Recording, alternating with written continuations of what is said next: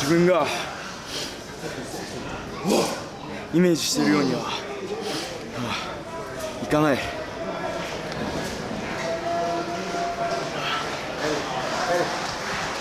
どんな相手でも、全部丸飲みにしてやる。I've seen that look many times in my career. That look in Yuya's eyes. He sees the whole world in front of him, a universe full of endless possibilities of success. All he has to do is show up and get in that ring and compete as hard as he can. But what happened? It didn't turn out that way, did it?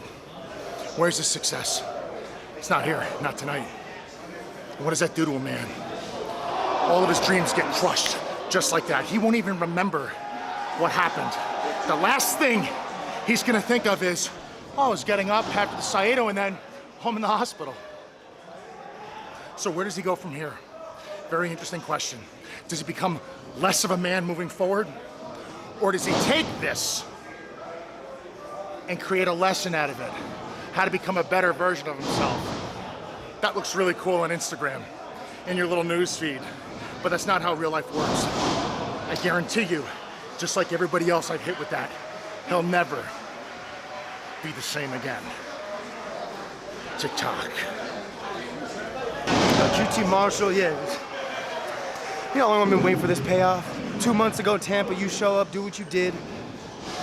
Try to take good recruiting, by the way, obviously, 5-star recruit, but this whole thing, all this, but Chris, I gotta be honest, man, I can't keep focused on this because I didn't expect you to come out there and do what you did. Fair enough, Carl. Fair enough. Well, let me explain myself. This was a surprise to you. This is a surprise to everybody. I'll explain myself. I'm very happy to. When I wrestled you in February, I knew immediately that you had the goods. It's one thing to hear talk about the LA Dojo and the prospects coming up. But once you and I wrestled face-to-face, man-to-man, I knew for a fact that you were the future of New Japan, right here in this heart. And I also know from AEW, I know the type of man that QT Marshall is, the type of man that runs the factory. He's the type of man that would take your lifeblood, your life force, and drain it all away for his benefit. He's a leech, a vampire.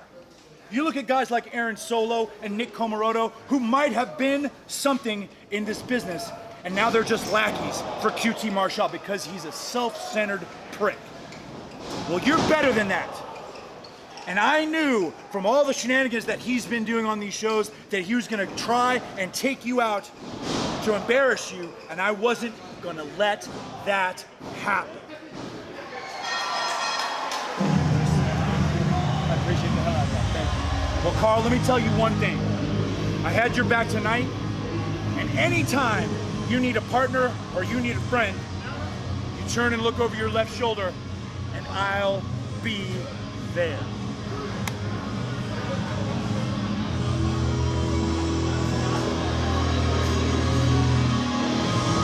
Have a seat.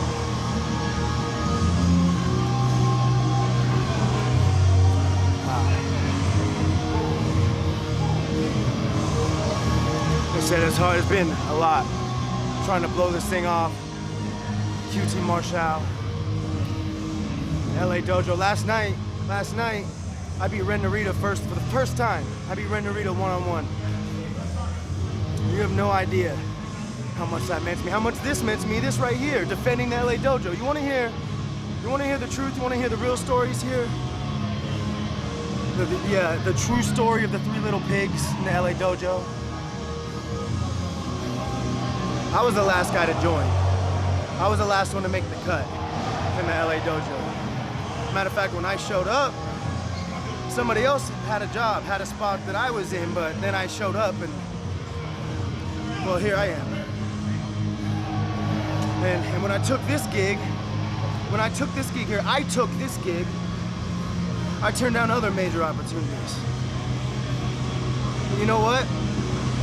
I bought in. Come with me, right? Come with me. To the LA Dojo, I bought in. I lived it, I loved it, I breathed it, I became it. I surrendered my autonomy at the age of 28. to live on house arrest and eat chonko. I gladly did that because I bought in and I believed in all of it. See this? It was always going to be me. The Young Lion Cup. History, professional wrestling history, the first ever non-Japanese winner. Me, Carl Fredericks. I did that. Just a little Indian boy from the middle of nowhere. I did that. Carl Fredericks did that. It was always gonna be me. Who defended the honor of the LA Dojo tonight, huh? Who? Me. Who did QT Marshall come for, huh? Me. It was always gonna be me. One way or another, I was always gonna be the man here. In this whole group. It was always going to be me. Was, maybe. Dojo. Christopher Daniels, this did not involve you at all. This was between us and Carl Fredericks, and here you come out of nowhere, and you kick me in the little necks. Christopher Daniels, you old, bald piece of shit. I am going to eat you alive! No, CD, I don't get it. I don't get it. What is your relation with Carl Fredericks? You weren't even in the equation here. You weren't even in the equation. I know what it is. He's trying to get somebody to cut the line, to be in front of the factory again, but we're not gonna have it.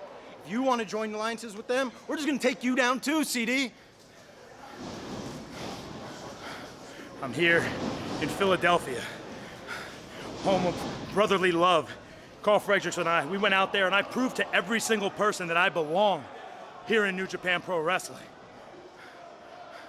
Then we try to have our moment. And Christopher Daniels, you ruin it. You ruined my moment. They've already said everything there has to be said.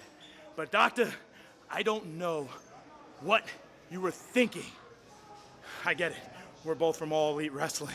But now I've realized, CD, that I am the only person from AEW that belongs here.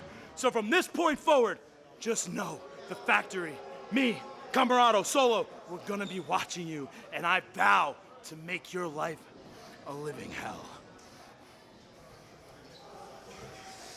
The Bullet Club is in Philadelphia. That's what's most important. Sick of all the won a title recently. Yeah, he sure did. A little bit more He sure importantly. did.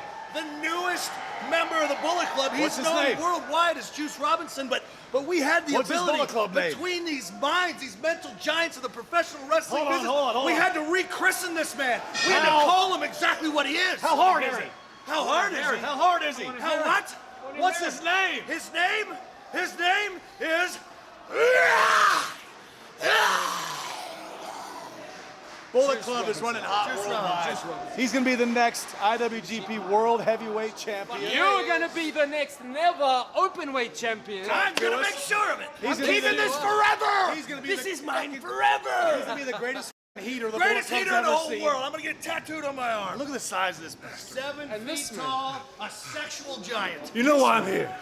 You know why I'm here. This man is here. He can look over me.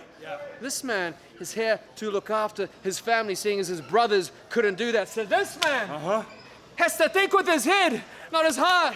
G.O.D. Haku. This man, Haku, be very proud of your son because he made the right decision.